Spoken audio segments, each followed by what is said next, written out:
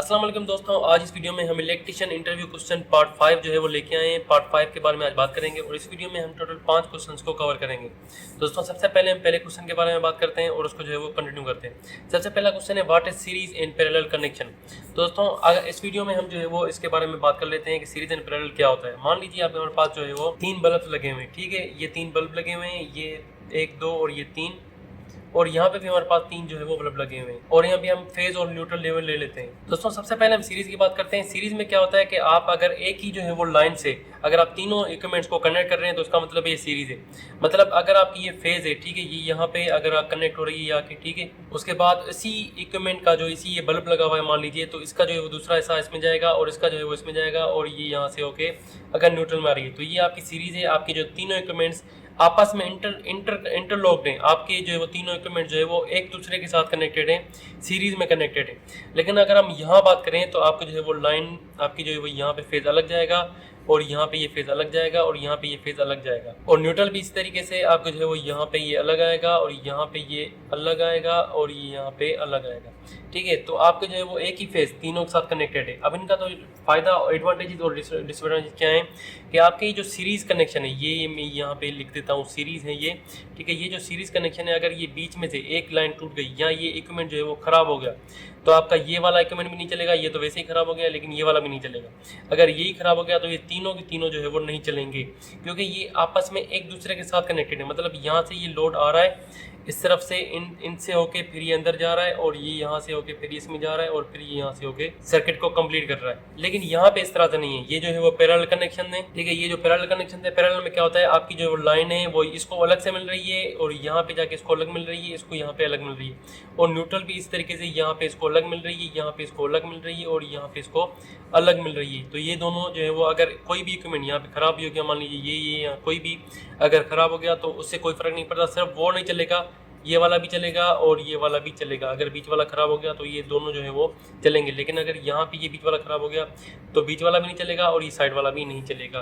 तो ये दोनों में डिफरेंस है सीरीज एंड पैरेलल कनेक्शन में। अब दोस्तों सवाल आ जाता है how to calculate room ceiling fan size. अब ये इलेक्ट्रिशियंस के इंटरव्यू में क्वेश्चन में ये आमतौर पर पूछा जाता है कि रूम की अगर साइज आपको पता हो तो आप जो है वो किस तरह से सीलिंग फैन की साइज आप कैलकुलेट कर सकते हैं। यहाँ आपको एक रूम दिया जाता है, उसकी साइज भी आपको नहीं पता, तो आप किस तरह से सीलिंग फैन की जो है वो साइज को आप वहाँ पे लगा सकते हैं कि कौन सा जो है वो सीलिंग फैन, कितनी साइज का सीलिंग फैन वहाँ पे लगेगा।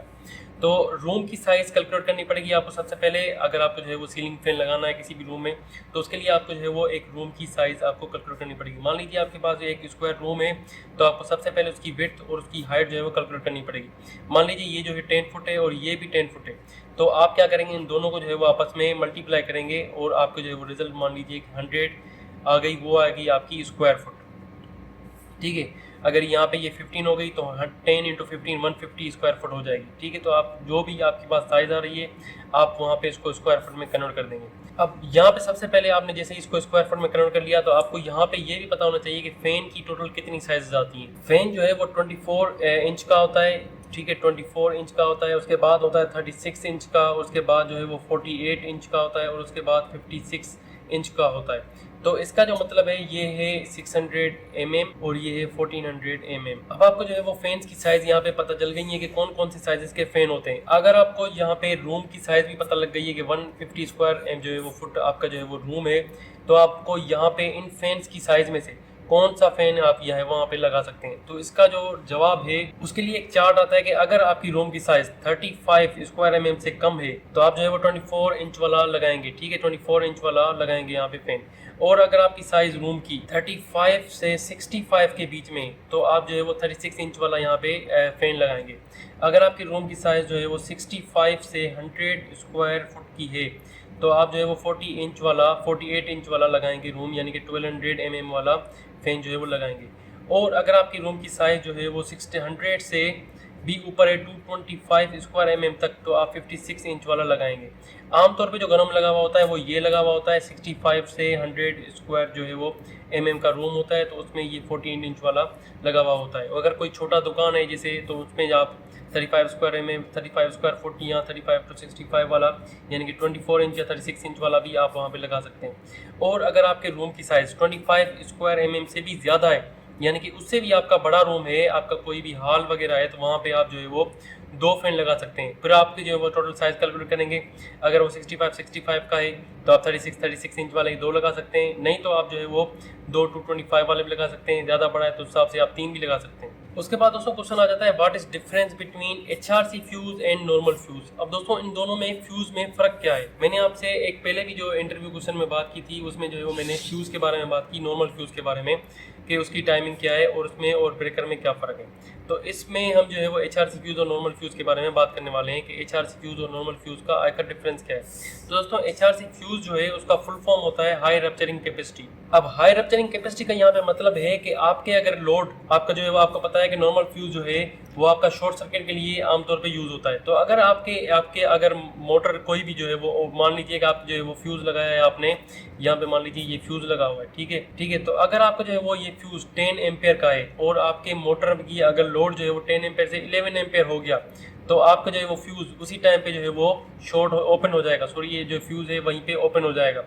लेकिन हाई रप्चरिंग कैपेसिटी जो है फ्यूज़, HRC फ्यूज़ जो है उसमें ये चीज़ नहीं होती। मान लीजिए अगर आपका मोटर जो है वो ओवरलोड की वजह से या इनरश करंट की वजह से, अगर आपके जो है वो किसी भी वोल्टेज इंक्रीज होने की वजह से अगर 10 एम्पेयर की जगह पे 11 एम्पेयर ले रहा है, तो आपका ये नॉर्मल फ्यूज़ है वो वहीं पे ओपन हो जाएगा।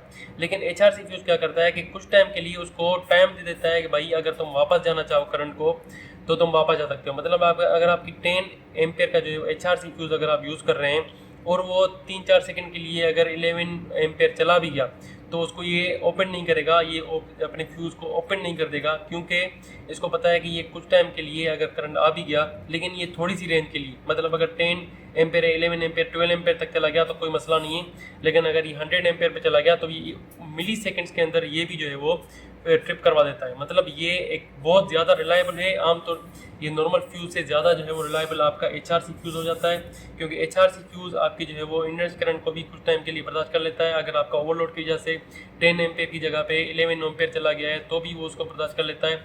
नॉर्मल फ्यूज़ उसी टाइम पे ट्रिप हो, उसी टाइम पे जो है ओपन हो जाता है, आपको जो है वो फ्यूज़ चेंज करने की ज़रूरत पड़ जाती है। HRC फ्यूज़ में ऐसा नहीं होता, आप HRC फ्यूज़ को जो है वो उस टाइम के लिए और भी चला सकते हैं। और अगर ज़्यादा ही वो ओवरलोड की कंडीशन आ गई, ज़्यादा शॉर्ट सर्किट कंडीशन आ गई, सीवियर कंडीशन आ गई, सीवियर फॉल्ट आ गया, तो वो उस टाइम पे ये भी उसी तरीके से ऐड करता है जिस तरह से आपका नॉर्मल जो है वो फ्यूज़ ऐड करता है। मतलब ये रिलायबल भी है और आपको जो है वो पैसों की बचत भी कुछ टाइम के लिए करके दे देता है। दोस्तों उसके बाद क्वेश्चन आता है कि which type of filament is used in electric bulb. अब कौन सा जो है वो इलेक्ट्रिक बल्ब में जो है वो टाइप ऑफ वायर जो है वो यूज़ होता है, तो इसका जवाब है टंगस्टन वायर। ठीक है, तो आपका जो है वो यहाँ पे टंगस्टन वायर यूज़ होता है। और अगर आपसे क्वेश्चन पूछा जाता है कि फिलामेंट कौन सा यूज़ होता है इलेक्ट्रिक हीटर में, तो आप यहाँ पे कहेंगे नाइक्रोम। ठीक है, अब आपसे ये भी पूछा जाता है कि आखिर ये टंगस्टन वायर ही हम क्यों यूज़ करते हैं इलेक्ट्रिक बल्ब में और नाइक्रोम ही क्यों यूज़ करते हैं इलेक्ट्रिक हीटर में, तो इसका जो है वो जवाब है आपका जो है वो मेल्टिंग पॉइंट। आप यहाँ पे कॉपर या एल्यूमिनियम वायर यूज़ नहीं कर सकते, क्योंकि कॉपर और एल्यूमिनियम की जो है वो मेल्टिंग पॉइंट बहुत कम होती है। जबकि आप अगर टंगस्टन की बात करें तो वो 3400 डिग्री सेंटीग्रेड तक बर्दाश्त कर लेता है टेम्परेचर को। और आपको पता है इलेक्ट्रिक बल्ब जो है वो हीट भी होता है। और नाइक्रोम जो है वो हम इलेक्ट्रिक हीटर में यूज़ करते हैं, तो इसकी जो है वो कैपेसिटी आपकी जो आपकी जो मेल्टिंग पॉइंट है वो है 1400 डिग्री सेंटीग्रेड। तो ये नाइक्रोम हम इसलिए यूज़ करते हैं इलेक्ट्रिक हीटर में क्योंकि इसकी जो मेल्टिंग पॉइंट ज़्यादा है। और टंगस्टन क्यों इसलिए यूज़ करते हैं क्योंकि इसकी भी मेल्टिंग पॉइंट ज़्यादा है। कॉपर और एल्यूमिनियम इसलिए यूज़ नहीं करते क्योंकि इसकी जो है वो मेल्टिंग पॉइंट कम होती है। तो दोस्तों ये कुछ क्वेश्चन थे इलेक्ट्रिशियन इंटरव्यू क्वेश्चन पार्ट 5 के। 5 क्वेश्चन हमने जो है वो इस वीडियो में भी कवर किए हैं। अगर आपको जो वीडियो पसंद आए तो वीडियो को लाइक और चैनल को सब्सक्राइब जरूर कीजिएगा, साथ में बेल आइकन भी प्रेस कर दें ताकि आपको नोटिफिकेशन मिलती रहे। अगर आपको और कुछ पूछना है तो आप मुझे कमेंट सेक्शन में इससे रिलेटेड पूछ सकते हैं। थैंक फॉर वॉचिंग, अल्लाह हाफिज़।